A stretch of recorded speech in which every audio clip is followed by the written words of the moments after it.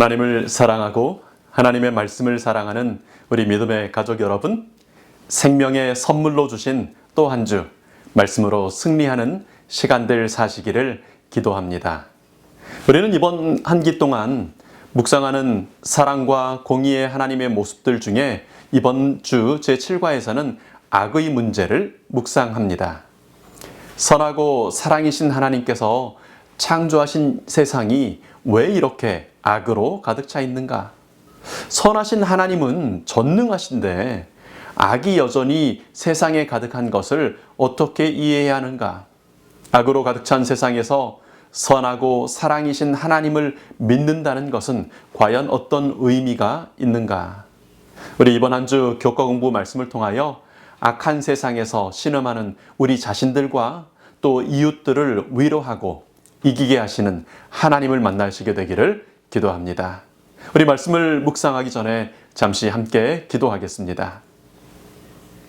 사랑의 하나님, 선하신 하나님, 전능하신 하나님, 하나님의 크고 위대하심을 생각할 때 하나님께서 창조하시고 통치하시는 이 세상에 악이 가득한 것을 이해하지 못할 때가 있습니다.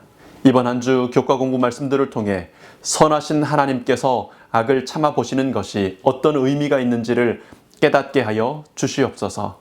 그리하여 우리 삶에 악의 문제들이 닥쳐올 때 이기게 하시고 또 악으로 고통하는 이웃들을 위로할 지혜가 있게 하여 주시옵소서.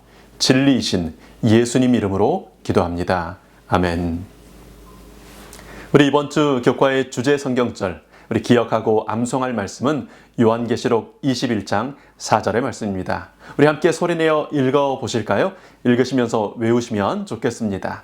모든 눈물을 그 눈에서 닦아주시니 다시는 사망이 없고 애통하는 것이나 곡하는 것이나 아픈 것이 다시 있지 아니하리니 처음 것들이 다 지나갔음이러라. 악에 대한 어떤 이야기를 하기 전에 먼저 확실히 확인할 것이 있습니다. 그것은 하나님께서 악한 세상의 악으로 인하여 흘리는 우리의 모든 눈물을 보고 계시고 알고 계신다는 것입니다. 하나님께서는 우리들의 눈에서 모든 눈물을 닦아주실 것입니다. 다시는 사망이나 애통이나 곡하는 것이나 아픈 것이 이런 악의 세력들이 존재하지 못하게 하실 그런 날이 곧 올 것입니다. 처음껏 사람의 선택으로 악으로 물들어버린 처음 세상은 다 지나가고 참으로 하나님께서 다스리시는 새로운 세상이 재창조될 것입니다. 악의 문제에 대해 생각할 때 먼저 이 아름다운 결론을 머리에 기억하고 이 확고한 약속의 말씀을 마음에 담아 두시고 우리 함께 공부를 시작하면 좋겠습니다. 여러분, 악의 문제라는 제목을 보시면서 어떤 생각을 좀 하셨습니까? 오늘 교과가 이야기하는 것처럼 악의 문제 때문에 정말 당혹스러웠는데 답을 찾을 수 있을 것 같아 기대가 되고 관심이 있는 분들도 있을 것입니다.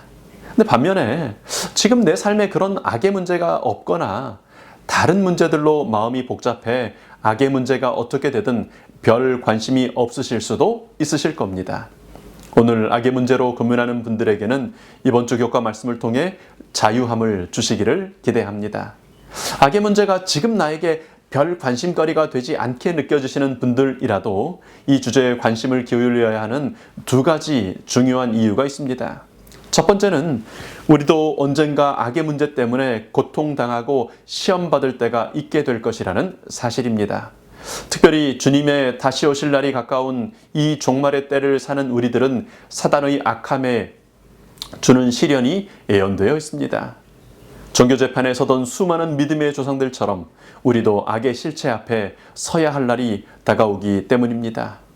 언젠가 한번 있을 수 있는 전쟁을 위해 철저하게 훈련하는 군인들처럼요. 언젠가 한번 있을지 모르는 사고를 대비해 매달 보험료를 지불하는 운전자들처럼요. 예언된 악한 날에 능히 설 수 있도록 악의 문제를 잘 이해할 필요가 있습니다. 악의 문제에 관심을 기울여야 하는 두 번째 이유는 오늘 우리 주변에 악의 문제로 고통당하는 이웃들이 많이 있기 때문입니다. 예수께서는 강도당한 사람의 이웃으로 인정할 수 있는 사람은 그 사람의 고통을 외면하지 않고 멈추어 서서 그의 고통을 도와주는 사람이라고 말씀하십니다. 그 사마리아인은 자신이 악의 문제로 고통을 당하고 있지는 않았습니다. 그러나 인생길에서 만난 사람의 고통의 문제를 외면하지 않았기 때문에 예수님께서 인정하시는, 알아주시는 선한 이웃이 될 수 있었습니다. 주님 다시 오시는 그날, 예수님을 믿노라고 하던 사람들이 두 부류로 나뉘게 될 것입니다. 오른편, 구원의 편에 선 사람들은 내 곁에 있는 사람들이 겪는 악한 세상의 배고픔, 외로움, 고통을 외면하지 않고 먹을 것을 주고 입을 것을 주고 찾아가 주는 사람들이었습니다. 오늘도 우리 곁에는 멀고 가까운 곳에서 악의 문제로 고통당하고 또 고민하는 사람들이 많이 있습니다. 그러니 이번 주 교과 말씀을 잘 이해함으로 악의 문제로 답을 찾지 못하는 사람들에게 소망의 이유를 제시해주고 고통의 상처를 싸매어주는 예수님의 제자들이 되시기를 기도합니다. 먼저 우리가 인정해야 할 것이 있습니다. 우리 교과책 92페이지에 있는 각 시대의 대쟁투 492페이지의 말씀입니다. 죄의 시작과 그 존재 이유는 많은 사람들에게 매우 당혹스러운 문제이다. 그들은 악이 가져오는 끔찍한 비탄과 파멸을 보면서 그들은 무한한 지혜와 능력과 사랑이 무한하신 하나님의 통치 아래 이런 일이 어떻게 존재할 수 있는지 의문을 품는다. 이것은 그들이 대답할 수 없는 문제이다. 뭘 그렇게 고민하느냐고, 기도하고 믿음으로 이기면 된다고 그냥 그렇게 가볍게 말해버리는 그리스도인들이 있습니다. 막상 내가 그 악의 문제의 고통을 직접 느끼면 자신도 그런 시험에 들게 될 텐데 말입니다. 내가 죽을지언정 주를 버리지 않겠다고 자만하던 베드로와 또 그 제자들처럼 악의 문제에 대해 내가 쉽게 답을 줄 수 있을 것이고 쉽게 이길 수 있을 것이라고 생각하지 말아야 합니다. 하나님의 지혜와 성령님의 마음을 부드럽게 하시는 능력이 아니면 악의 문제에 대한 답을 찾을 수 없는 것입니다. 많은 사람들이 능력 많으시다는 사랑의 하나님께서 악을 방치하고 있는 것처럼 보이고 더 근본적으로는 악이 시작되도록 막지 않고 허용했다는 그런 생각을 가질 때 분노하게 됩니다. 그런 하나님이라면 믿을 수 없다고 거절하게 됩니다. 우리는 어떻게 성경의 하나님은 전적으로 선하시며 타락한 세상에서 널리 퍼져가는 악에도 불구하고 하나님을 여전히 신뢰할 수 있다는 사실을 전해줄 수 있을까요? 우리 일요일 교과는 주여 언제까지입니까? 라는 주제로 악의 문제에 고통하던 성경의 사람들이 묻던 질문들을 함께 묵상하겠습니다. 하나님을 믿지 못하는 분에게 사랑의 하나님, 그리고 전능하신 하나님, 그래서 우리를 도우시는 하나님을 설명하고 있었습니다. 그때까지 교회는 꽤 출석하면서도 또 기도에 대해서 많이 들었던 그런 분이라 이렇게 설명을 했더니 공감하면서 이런 질문을 하셨습니다. 목사님, 그러니까 기도하면 하나님께서 도와주시고 예수님 믿는 사람들은 어려움을 겪지 않게 된다는 거지요. 그분이 교회에 나오면서 많은 교인분들에게 들었던 말들과 이제 그날의 성경 공부의 내용들을 종합하면 그렇게 생각하는 것이 아주 당연한 일이었던 것 같습니다. 그런데 저는 차마 그렇게 질문하는 그분에게 그렇다라고 대답하지 못했습니다. 이 죄의 세상에서는 예수님을 믿는다고 암에 걸리지 않거나 사고에 나지 않거나 어려운 일을 당하지 않게 되는 것이 아닙니다. 제 말을 들은 그분이 아니 그러면 예수님은 왜 믿는 거냐는 표정으로 저를 쳐다보셨습니다. 늘 그렇지는 않지만 왜 많은 경우에 악인이 번영하고 악을 행하는 사람들이 그것을 통해 이익을 얻는 것처럼 보이는가? 왜 의로운 사람이 그토록 많은 고통을 겪는가? 악이 활개칠 때 하나님은 대체 어디에 계시는가? 왜 하나님은 때때로 우리에게서 멀리 계시거나 심지어 없는 것처럼 느껴지시는가?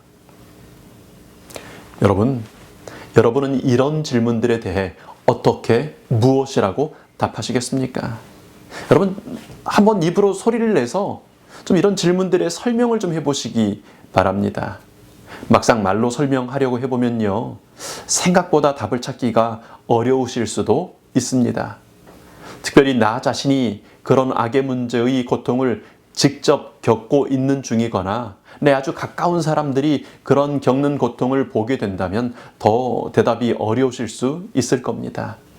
성경의 사람들도 그런 질문들을 했었습니다. 까닭없는 악의 고통 가운데 신음하던 욥은 반복해서 이런 질문을 던졌습니다.